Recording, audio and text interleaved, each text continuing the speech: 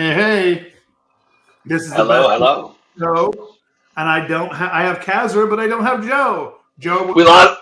We lost to Joe temporarily. Joe was pulled away to battle the Chaos Gods, the servants of which we call children. Yes, Um, very much the Chaos Gods. I believe specifically this one was a minion of the god of Nurgle, so we won't get into that one. But I assume that it wasn't. He's back. Hey, Which Chaos God were you battling the minion of there, Joe? Was that Nurgle? oh, that was a definite nurgling infestation. Your kids Nurgling.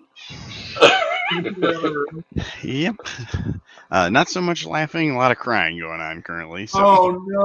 Oh no! Sorry to hear that. I'll share a Nurgling story as a parent.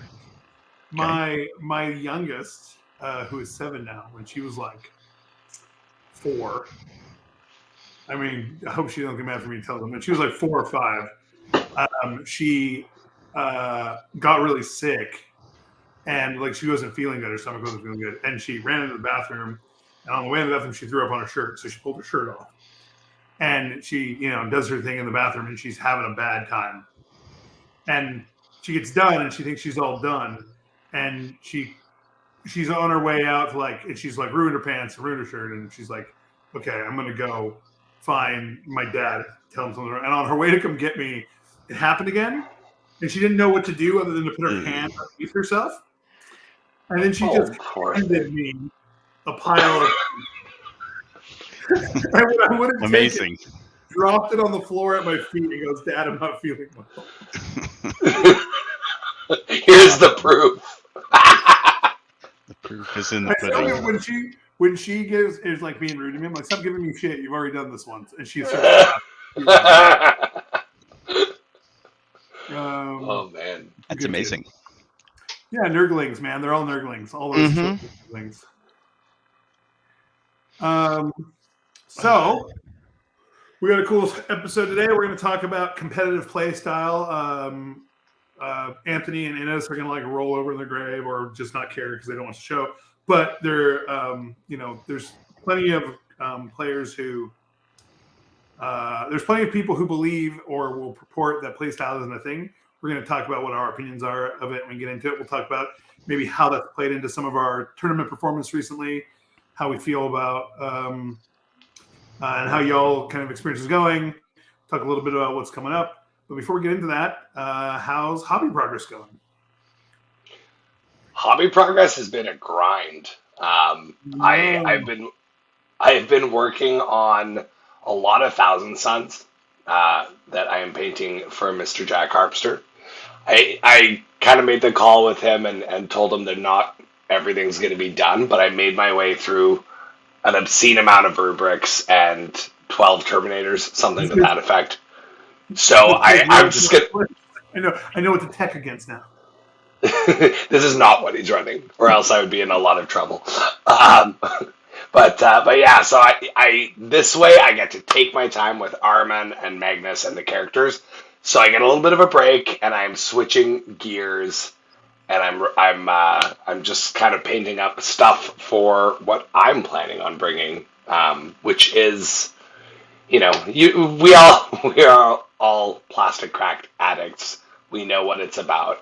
Every event I seem to take a completely different list and paint an obscene amount of models in not enough time and just deprive myself of sleep. But, I don't know about you guys, but I always tell myself, this is the last time. I'm going to make responsible decisions next time, and there is no responsible next time. At least not for me. I was in that for a while, and then when I switched over to Imperial Knights, I've been basically I painted one, other than the Chaos Knight stuff I'm talking about now, but I painted one Imperial Knight in the last 6 months. And then, so I've had to paint one model for my lists that I've been playing, the same models for almost 8. I think that's a luxury. In and out. I think that's a luxury you get with playing an army like Knights, though. Yeah, it's true. But it's been kind of nice because, before I was playing Marines and AdMech and all that stuff, And so it's been nice to like last several events I've been like, oh, I just literally don't have to paint anything. Cool. It's a I beautiful feel like thing. though, if I do that long enough, I like find a reason. I'm like, I just need to try a different list. Now I'm going to test out Chaos Knights, right? So, Awesome. Yeah. what about you, Joe? I've just been doing a lot of building. I put together a bunch of the new Possessed, which are super awesome models, by the way.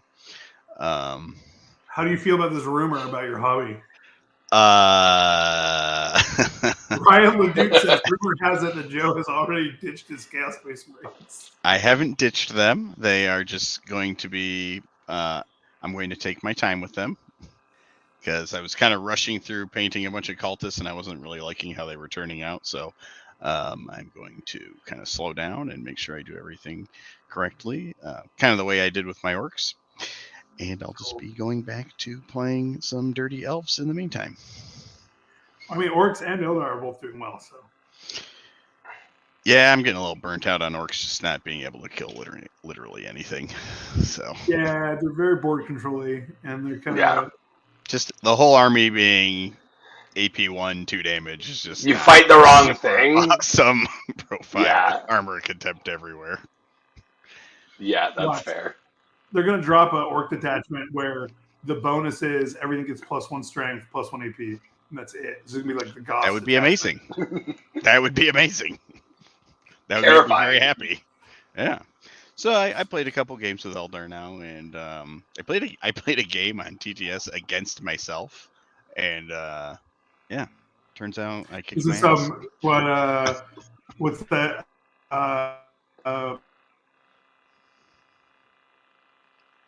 Bobby Fischer. All I heard was Bobby Fischer. Yeah, you're getting sucked into the warp, Noah. We can't hear you very well. All right. I said this is some Bobby Fischer BS, playing yourself on chess. Yeah. Yeah. So what's the list looking like? I'm curious. So it's pretty standard. I have the Incarn, which I am in the process of stripping my old one because it was not painted. It was matching my old Eldar army, which I sold. So I'm stripping it right now and somehow managed to break it in like 5 places where it's not supposed to come apart at. So that's going to be awesome putting that back together. I have the Incarn. I have the 10 Wraith Guard with the Spirit Seer. 2 Night Spinners, because those are my favorite Eldar tanks. And then I have a big unit of Wind Riders and a Farseer on a jet bike, which I've been pretty happy with. Just because they move super far, they shoot. They're actually really comparable to the Flash Gits if you get guide off on them. Yeah, so I've been really happy with them. 2 units of Warp Spiders and 2 little Wiener units of Rangers to score points. Because Wiener That sounds. I don't know if we can say That's- Wiener podcast. Oh, sorry. I'm joking. You 100% can.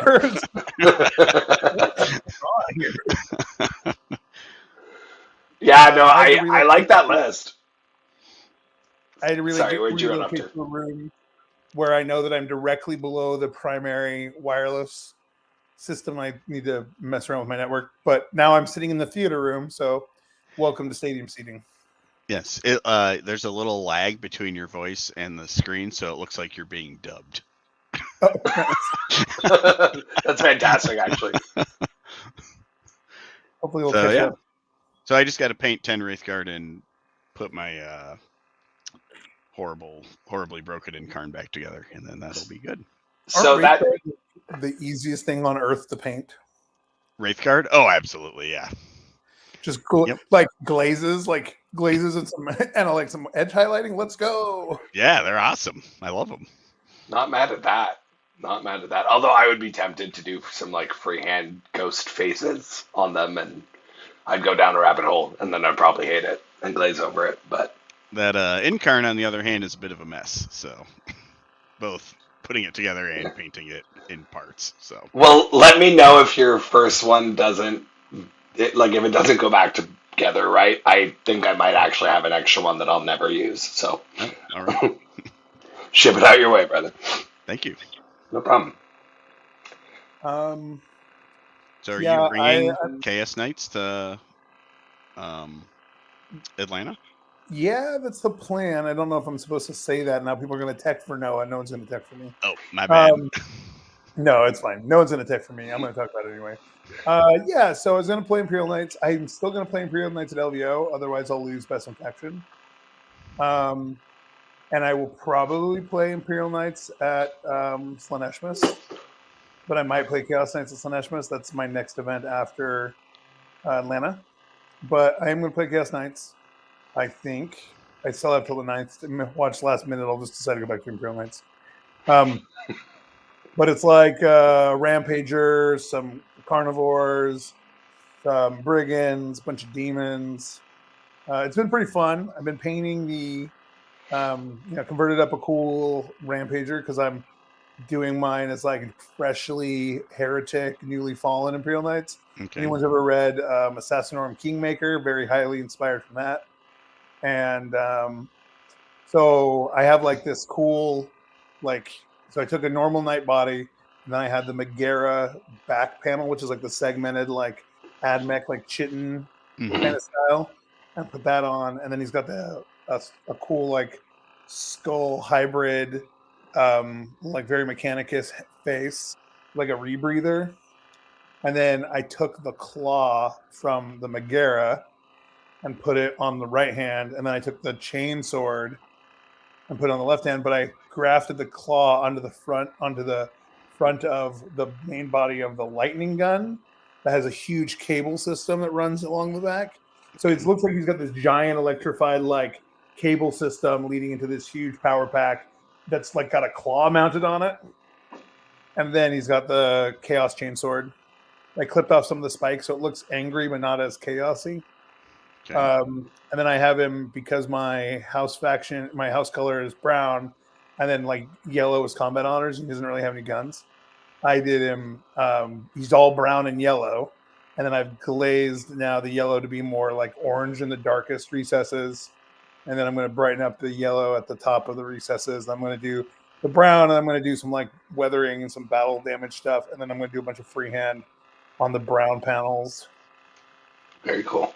Some like meteor showers and like swords crashing into mountains, and I might do like the broken tower over a sea of blood, which is one of the Emperor's tarot cards that was like a precursor to the like the big warp rift thing happening. The Cicatrix Maledictum. Yeah. Coming in clutch with the war. I know. Prior to that, was a broken tower floating over a sea of blood. That's very metal and very chaos. I like it. The Rampager is the Gallant equivalent? Yeah, it's all melee. He can advance and charge once per game. And he can Knights of Shade, so he can go through walls. Okay. He gets 18 attacks with his chainsword, or 12 attacks with his fist, and he explodes on 6s. He hits on 2s, and he gives out rerolls 1s to hit to other chaos and babies within 9. And then I have him currently configured with the sticky objectives. So he just like runs around. I play him like a shark. He just like chills behind walls and then just like explodes out, kills something, and then hides behind another wall. He's like, da-na-na-na-na-na-na. Jaws over there. Just tagging objectives as he goes to make him sticky. That's the plan. The plan is if I play him right, the plan is he comes out of nowhere, kills something, ends on an objective. He's hidden enough that he doesn't get killed. On the next turn, the objective is stickied and he moves on. Wash, rinse, repeat. Yeah, and the sticky objective also broadcasts the Aura of Doom, the 12-inch aura. So it's a Chaos Knight. Okay. And then there's this strat called Terror Shade. So if you do hurt him and you fail a battle shock and you're within 12, I can spend a CP and then do mortal wounds to you, but every mortal heals the knight back. My sisters have PTSD from Terror Shade. Terror Shades all over the Terror Shade. I gotta say, I'm looking forward to armies that rely on battle shock being more fleshed out. Like, I really like what they did with the Tyranids around battle shock. Yeah, So it'll be cool to see what comes out with the codexes. Chaos Knight's one is cool too. It's kind of the general like negative modifier that they put out is nice, and the effect that happens on turn 3 onward, where if you're battle shocked, you're -1 to hit me, and I'm +1 to wound you. Mm. It's pretty sweet.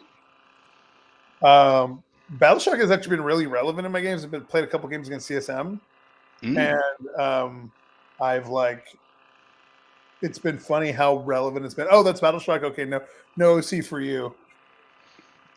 Yeah, and that makes their dark packs harder to pop off too. Yeah, there's this horrible situation with one of my opponents who so he dark pacted and failed. Well, he dark pacted, failed the test, took mortals. Yeah. Then he hazardous test and failed, got 2 1s on his hazard. Okay, and then on his turn, he had to take a morale check on the it's on the Forge Fiend. Take a morale check. He passed something that was holding an objective, and then he rolls for the Forge Fiend, fails it at -1, right? And I pop Terror Shades and kill the Forge Fiend in his command phase. Oh man, yeah, I'd call that relevant. It was terrible. Yeah, he was not happy about it. Like, well, this sucks. Also, like, the thing I'm realizing with CSM is like they have go turns that they're really scary on. Mm-hmm. But like as soon as those Chaos Lords have like popped their once per game Super Saiyan, they do not hit very hard. Yeah, CSM seems to be a lot about timing. Oh, it's really good though. It's Yeah. really good. Yeah, if you're playing against someone who gets the timing off right, yeah, you've lost the game. Yeah, for sure. They're pretty nasty. I think the chaff. I played against Celeste. Celeste was really cool. I think Blue Scribes and Changeling are kind of like a must. Mhm. They're really good. I really like the Flesh Hounds. That was a suggestion from Lucas Troller. The Flesh Hounds were really good. They also having like 5 flamers just to go bolter flamers to go smash somebody is nice too. Celeste is the demon prince that stands back up. Yeah, the Chaos. My CSM opponents have been playing that. I haven't played her. She's basically a demon prince with a Herald of Slanesh standing on her back. And so you get the demon prince attacks with the axe, and then the Slanesh attacks. And then when she dies, she gets back up on a 2. And she's got like a cool flamer. And then she also has a bunch of whips. So she's got like decent short range melee. Hits pretty hard in combat. She's a single demon prince base. I think she's actually slightly smaller base. And so I think she's on like a 50. I don't know for sure, but felt like the opponent who I was playing against the base was seemed small. But so it's like really efficient, good at the chop, can go deploy, do like actions and stuff. You kill it, it gets back up. It's pretty good. Nice. The Blue Scribes are really good too. Being able to just like run around and do like a mortal wound pulse, and also just be like lone op is really nice. And then I really like the Changeling. That Flamer is just strangely wild. D6 +3 with D3 damage, like strength 6, AP 1. Have you had its turn off your shooting phase ability? It worked once. It turned off. So it has a make you not shoot or be -1. Then it also has a make you not be able to target it in any phase, including melee. Oh wow! Jeez. So there's this really bad interaction that can happen if you charge a Changeling, and usually this is enough to make you not charge a Changeling. There's a situation where you charge a Changeling, and he forces you to take a battle shock. You fail the battle shock, maybe at -1 because you're within 12 inches of a Chaos Knight. Then you get Terror Shades, can't stick on the Changeling. Potentially, if I had 3 CP, also get Heroic Intervention, right? And you don't swing. So there's this cascading situation of I charge you, I do nothing, you get hit for free, you take a bunch of damage, and then you're just exposed. Like there's like this really, and you could get overwatched in that process, right? Like it's pretty bad. So that's you've been enough to be like people just like ignore the changeling. Oh man. It's always feels bad when you lose your units on your turn. Yeah, you're like, this is my time to be shining, not whatever just happened. I'm gonna say this once, Ryan LeDuc. Why not both? Ryan's a little upset because the Blue Scribes got punched to death by 5 Rangers last night. I mean, the blue scribes are basically like they're literally like some blue horror sitting on a disc. Right. I was like, okay. They did like 2 or 3 wounds to it, and then I'm like, well, it's probably like a herald at least. It probably could do something. It's like No, not at all. 2. It's strength 2. It's anti-psyker 2+. Yeah. Rangers are not psychers. No. Like all those should be psychers. All right, so That's great. we have good things coming up, and we've done some good stuff. So we're going to talk a little bit about play style, what that means. We're going to talk, and then lean into y'all to give some examples from your recent tournament play, how y'all have done, maybe how play style played into that, and then we'll talk briefly, and we'll talk about what's coming up with, and we'll talk about the next couple shows because we're actually going to smash a couple extra shows the next couple of weeks because it's going to be a weird couple of weeks for us. So we'll talk about that. Okay, so playstyle. What is it? Why do we care? So playstyle in a lot of games is usually you think of it as like the way a specific person plays. A lot of the time, playstyle is also interchangeable for archetype. So like for instance, Magic, each archetype has its own play style, right? So like aggro decks, they want to go really fast and beat you really hard. Say the same thing for like most army archetypes, right? Tau want to shoot you. World eaters want to punch you, right? So on and so forth, right? Some armies are more about board control. Tyler Bartel likes playing an army with 9 billion things, making a carpet on the table. I like to play things. I like to play knights, which is like a bunch of big punchy robots stomping around. Each army has its own thing it does, which can be called playstyle. There's another way that playstyle is used to talk about like to justify making of decisions, right? So like this is the way I play, so I made a decision. There is a belief system out there, an opinion that's held by some really amazing competitive players. It says something to the effect of that playstyle isn't really a thing. Playstyle is the justification for making suboptimal decisions during play. Right. And that select or suboptimal decision in general, that selecting of any army that isn't essentially the best army, or selecting of anything, saying that you like the play style better, is you saying I like the way the army plays, and that is a trade-off for efficiency, optimization, etc. So let's say Eldar is the best army, and I say, well, Eldar is not my play style, so I'm going to play Imperial Knights. What I'm really saying is XYZ reason I don't want to play Imperial Knights, so I'm going to or Eldar, so I'm going to play something less good. I'm going to make a less optimal decision, and I'm justifying that based on my preference, and blaming and saying that my play style, the thing I'm better at doing whatever, is the reason I'm doing that. And then you could look at that in a vacuum and say, okay, if Noah's play style means he plays Imperial Knights, someone else's play style means they play the better Eldar army, and both players are equally skilled, and then they're both playing armies they selected because of their play style, the Eldar army statistically wins because the same equal quality player playing a better army wins. And so in this case, playstyle is a justification for playing making a less optimal army selection. I think quite insightful. So one last thing on army style, then we'll talk, or play style, and we'll talk about it. So the other thing that play style can become is that also can be looked at is the weighting of risks and options within a game.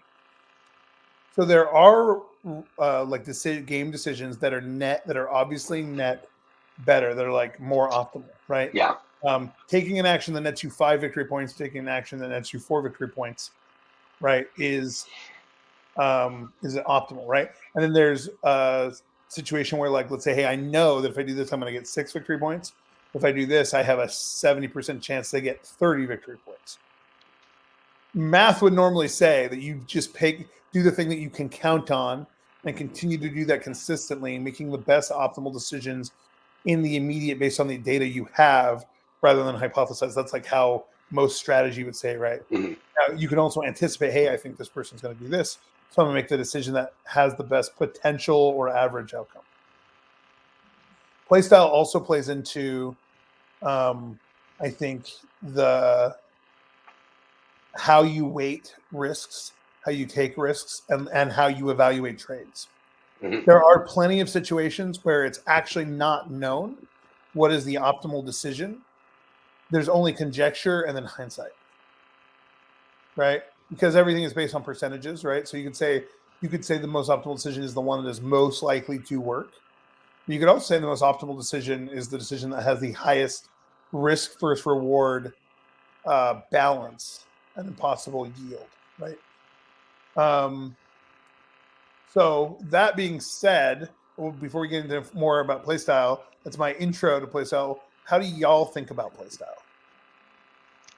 That was pretty existential. I'm not gonna lie, Noah. All right, I'm gonna take that as a compliment.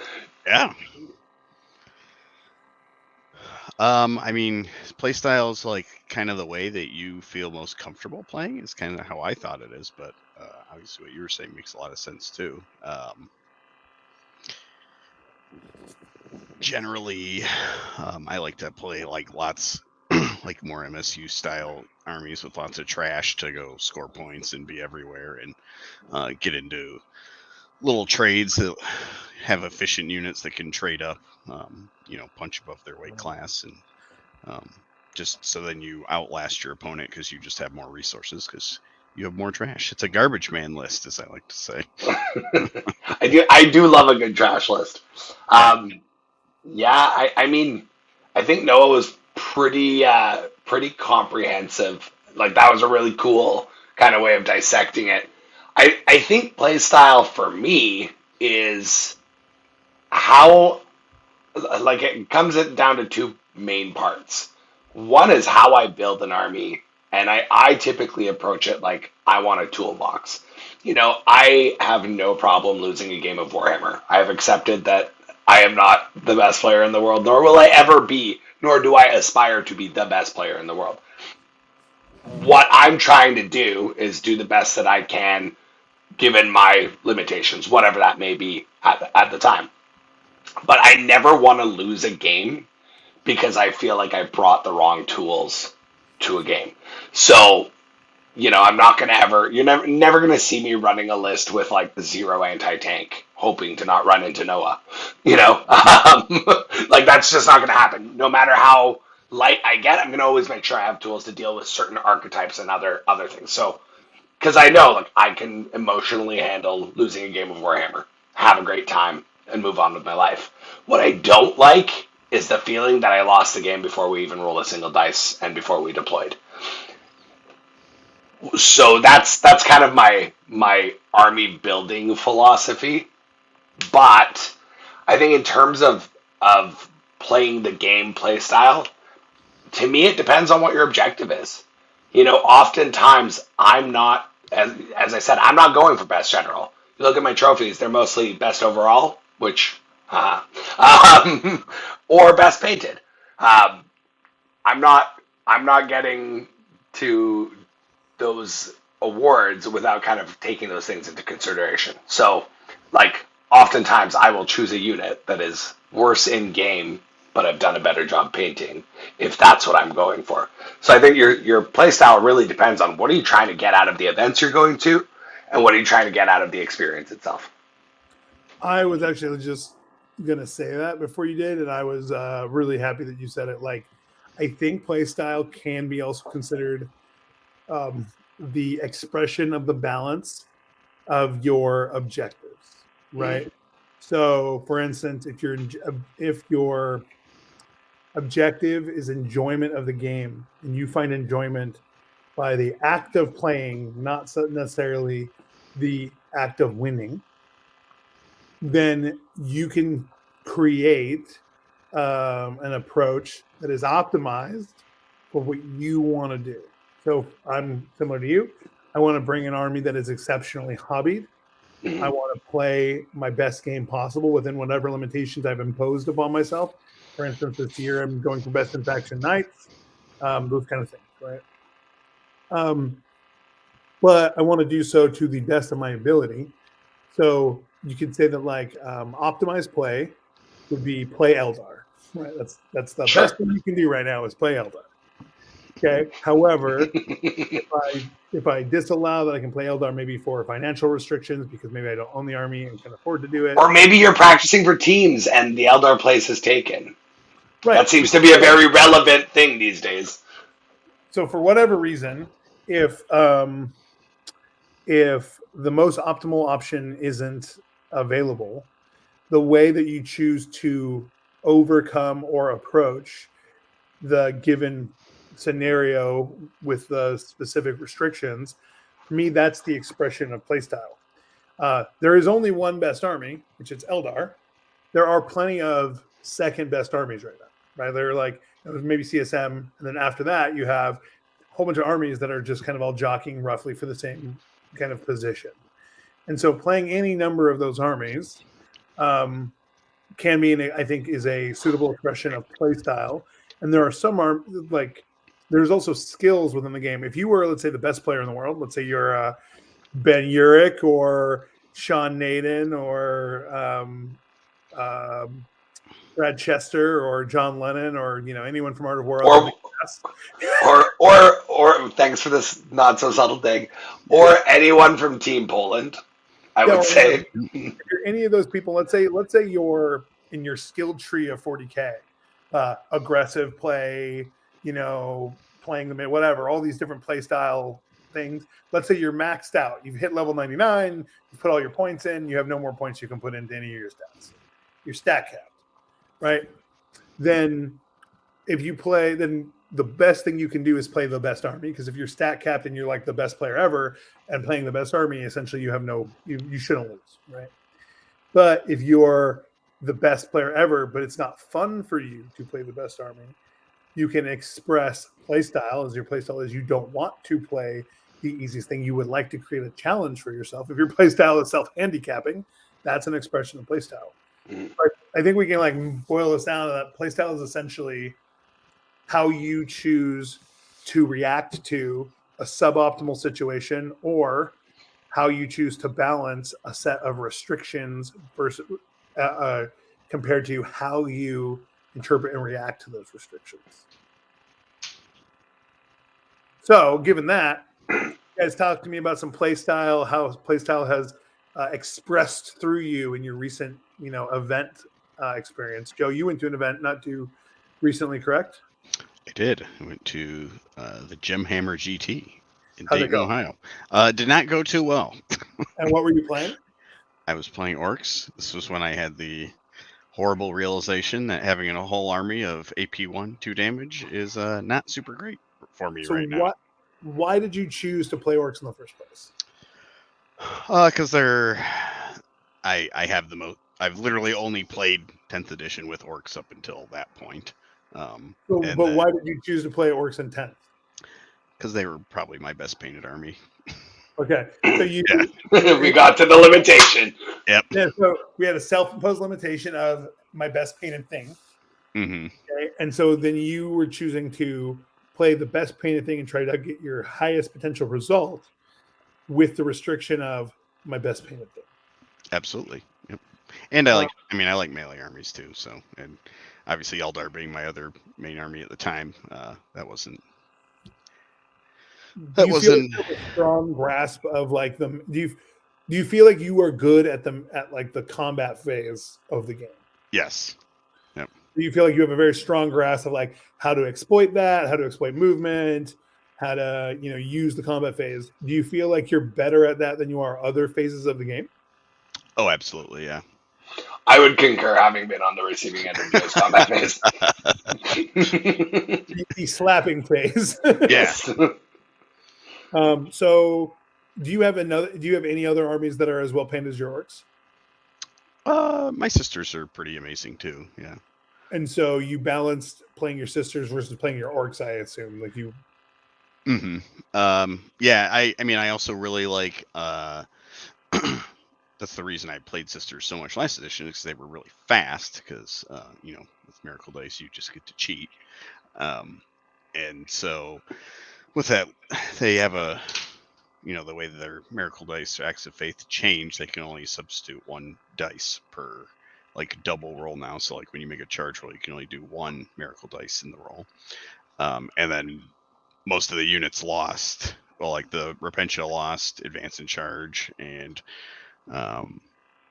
basically all their movement shenanigans kind of got cut down, and Orcs still kind of had all of those same ones, with army-wide Advance and Charge on the Wog turn, and Storm Boys always being able to do that, and just Squighog Boys just moving 10 base and the beast bosses. So it kind of felt the same way, I guess. It was kind of an easier transition for me, I guess. But yeah, I really like all the movement shenanigans to get into melee faster with those armies.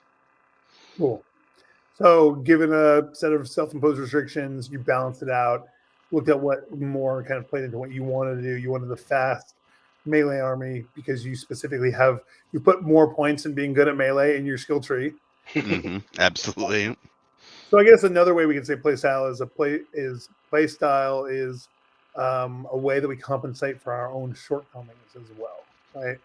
So we're good at some things, we're bad at some other things, and leaning into the things we're better at allows us to, perform better. If more of the game is operated in the combat phase for you, then that means you get to use your higher skill capability for more of the game. Whereas you're playing Tau, it's literally irrelevant. All right. Well, I wouldn't say irrelevant. It's important to know how it works to avoid it. I have definitely punched some people in the face with a crisis suit before. Sam, welcome in. I Mr. Lemon. my trim. Okay, what about you, Mr. Kazra? You went to an event. How'd you do? And do you feel like playstyle expressed itself? Obviously, you play the same thing all the time. But Well, I mean, I play the same army, Ultramarines, but especially in this edition, that doesn't mean the same playstyle necessarily. And candidly, I kind of sold out of what I usually like to do. I'm a big fan of a lot of infantry, a lot of janky playing the game, winning by death by 1,000 cuts. I was not having a lot of success with that with Gladius pre-Codex, so I just went a bit of a skew list compared to what I typically take. I took 3 Redemptor Dreadnoughts, 2 Whirlwinds, and some accoutrements, one of those accoutrements being a deep striking aggressor brick with Marnius Calgar. I did okay. I didn't do as well as I wanted to, but I mean, my last game, I lost by 3 or 4 points to JT McDowell's aggressive, awesome Eldar list, and it was such a nail-biting close game. So, that was a good way to end it off. But I was playing a style that I actually don't love, which was, here's 3 Redemptors, I have Armor of Contempt, can you kill them? And, by the way, I'm going to kill all your stuff, even if it's behind walls, because I brought 2 Whirlwinds. So, I didn't actually enjoy this style as much. And I've been very busy with life recently, so I haven't had time to get a lot of reps in. And that play style having been the last thing I've played, I haven't gotten reps with what I actually want to take to Atlanta. But I'm a little bit confident about it, knowing that that's more akin to what I'm typically used to playing. And I've got my student here, Nicholas, who is an avid fan of Stompy Robots, and don't be hurt. You made me proud. He did a lot better with his Stompy Robots at that same tournament. And a big reason, he went X and 1, and a big reason is that I think there is something to be said. And now I'm not talking about the Sean Nadens and the John Lennons, but there's something to be said for us good players who play with a certain faction and get reps in with a certain style of army. You put that kind of army in my hands that I'm used to, I'm going to do better. you have a Nicholas James running up the board with 3 Redemptors and a couple of the other dreads. For some reason, I can't remember the name of Ballistus dreads in the back, and it's a recipe for success. I think reps matter a lot, and definitely there's a skill set that can be built in switching. You look at the way that Jack Harpster will practically change his list right before the deadline of a list submission every time and run something completely different and just do so well with it. That's a skill set in and of itself. But for me, I think there is definitely a style I like to play, a style I'm accustomed to. Doesn't necessarily have to be the same army. In fact, I am looking at diversifying what armies I have and play, given that I'm applying for WTC, and you can't just be a mono faction guy unless you're literally like the best in the world. So Sure. I'm trying to open my mind a little bit, but I don't think I'll approach different armies completely differently. So what I hear is you're not playing Ironstorm at Atlanta. No, I also wanted to enjoy myself and feel good about myself as a person. So I don't even have to paint much for that list, but yeah, I'd rather lose having fun, if that's Yeah. going to be the case. I think that's fair. I think, I would say even Playstyle expresses it in similar ways through really good players like Richard Siegler, right? One of the best players in the world. Went and won LVO with AdMech, right at the time when AdMech was not the best army in the world. So there is something to be said about like balancing expression, capability, and your enjoyment of the game. If you're just here to win, sure, take the best thing, be the best player, whatever. And you can do that and still be an absolute gem. Ben Yeah. Jurek is the example 100%. of like he absolutely violently dismantled me while we were having wine at Charity Hammer, and I had a lovely time watching my toys just get obliterated.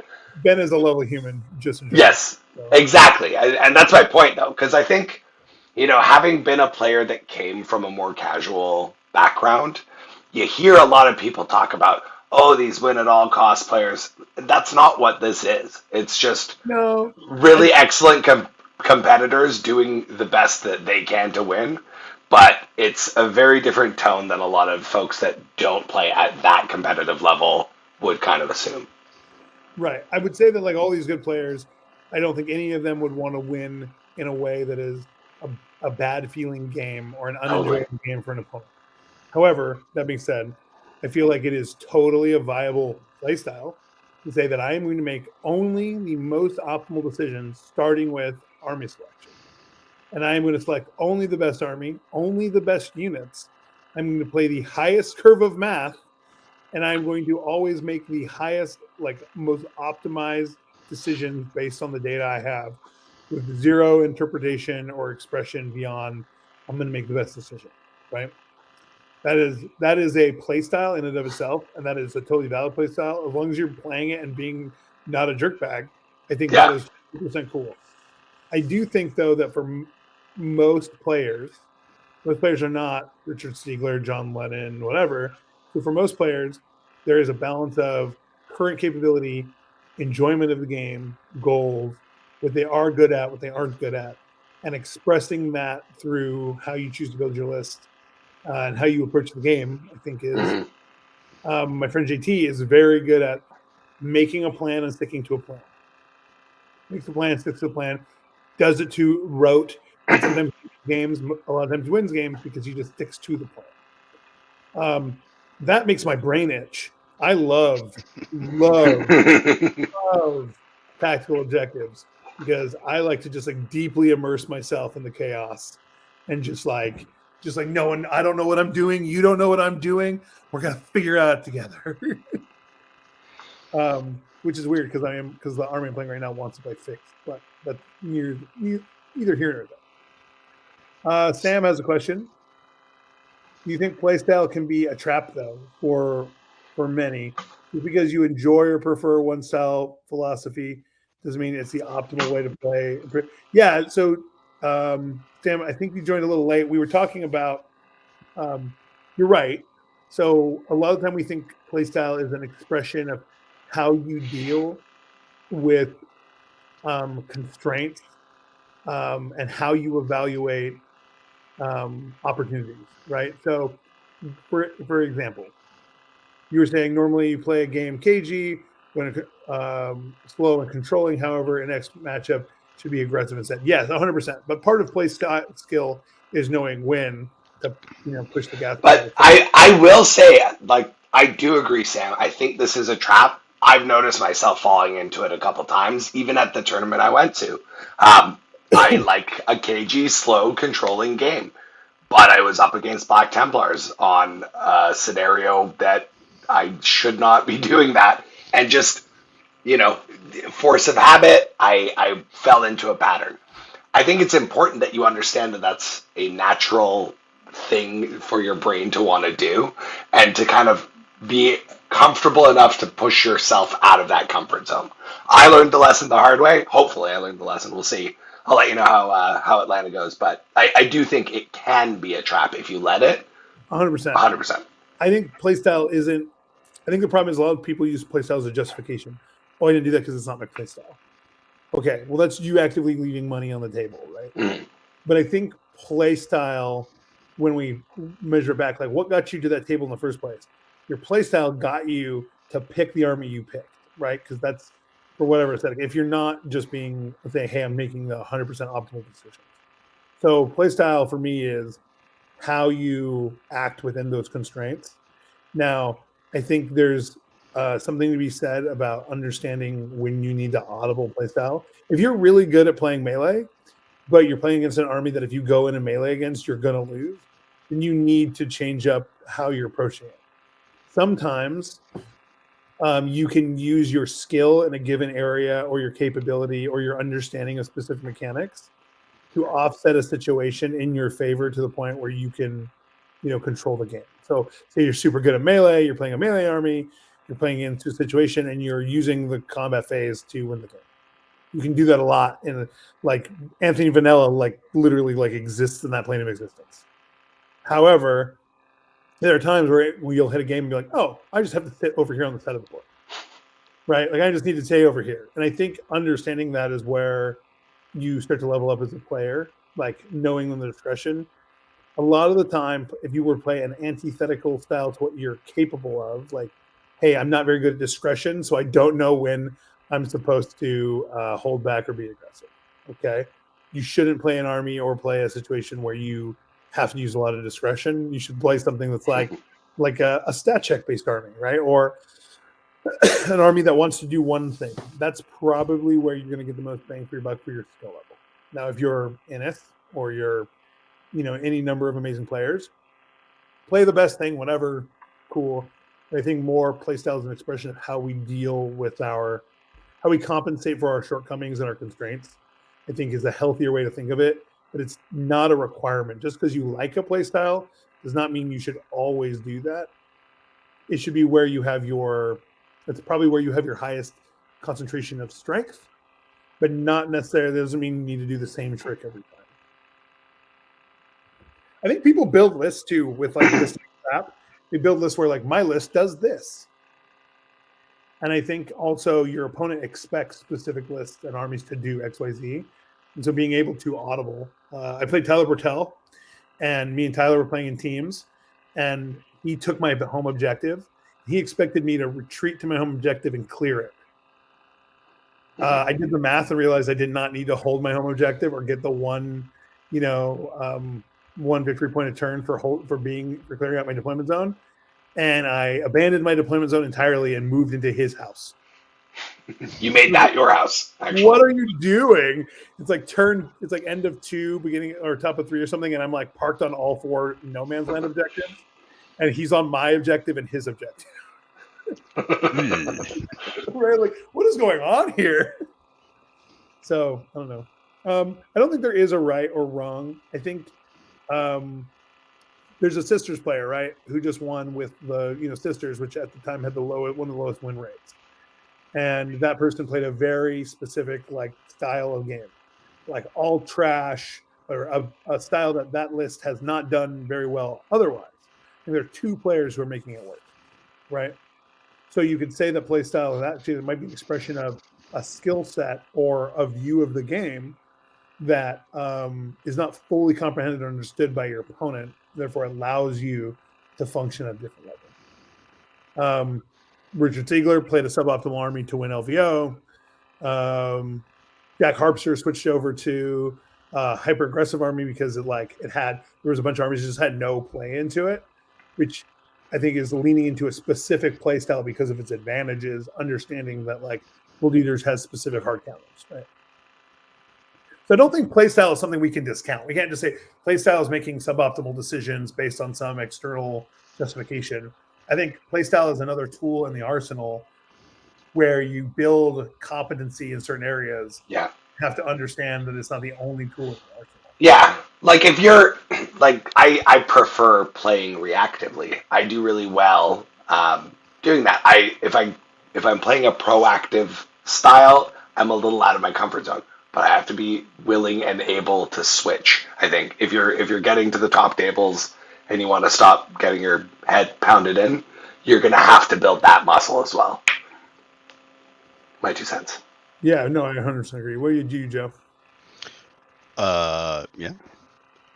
Yeah, normally that was kind of the one, well, for good or worse, playing the orcs is usually quite different than what I'm used to with, just deploying on the line and pushing forward super hard and just kind of hoping that 60% of your army survives until you get to charge next turn. But yeah, back to that tournament I went through, in like my 4th game, I kind of had a little like realization that I've kind of been dumbing myself down and not holding true to like my previous experiences of like, hiding behind walls and popping out and trading here, just pushing forward full gas all the time. And the guy I was playing against was super nice. And he's like, yeah, I think you just got a little too aggressive with me right off the bat. And then he like countercharged me on his turn because Chaos have a go turn and they go. And I lost like so much. 2 units of pigs, one of my bosses, like both trucks. It was just real bad.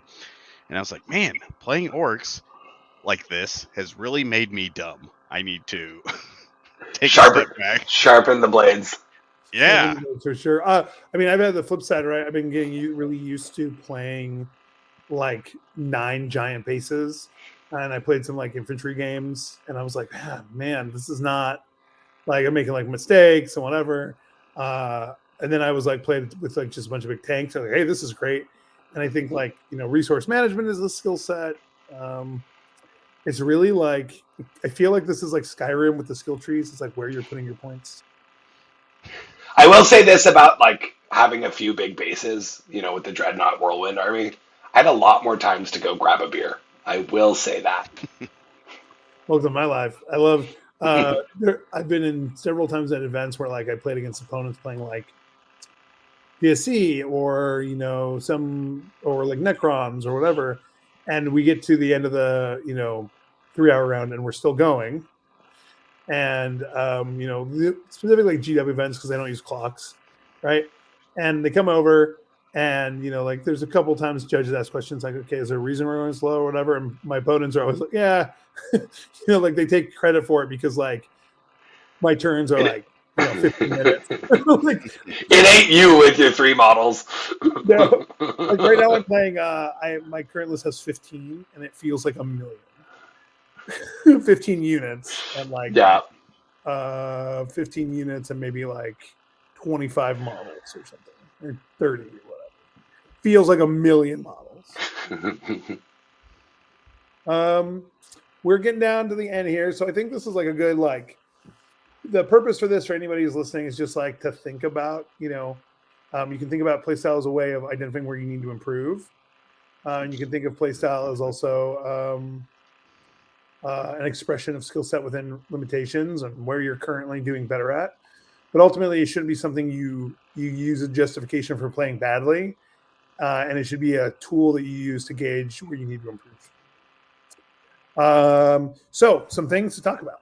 So one is we'll have a link for it up next time, but There is currently a BCP event up for Aegis Games 40K Major in March 7th through the 8th through the 10th.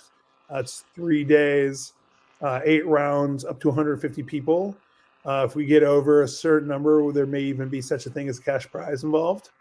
So it's going to be a pretty awesome event. We're going to have a bunch of judges. We're hopefully going to have a beer garden going. We're going to have some food trucks. It's going to be a good time.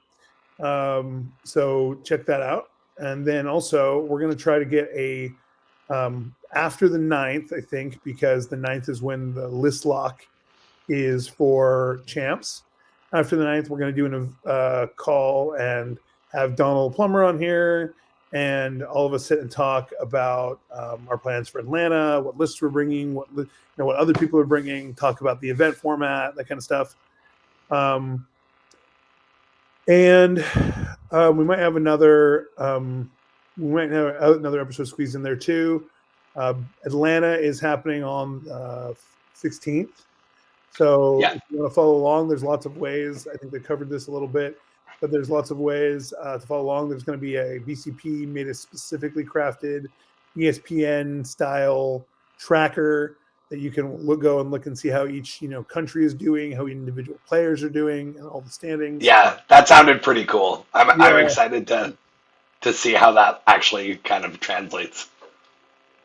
Yeah, I'm pretty excited mostly to drink and have a good time playing.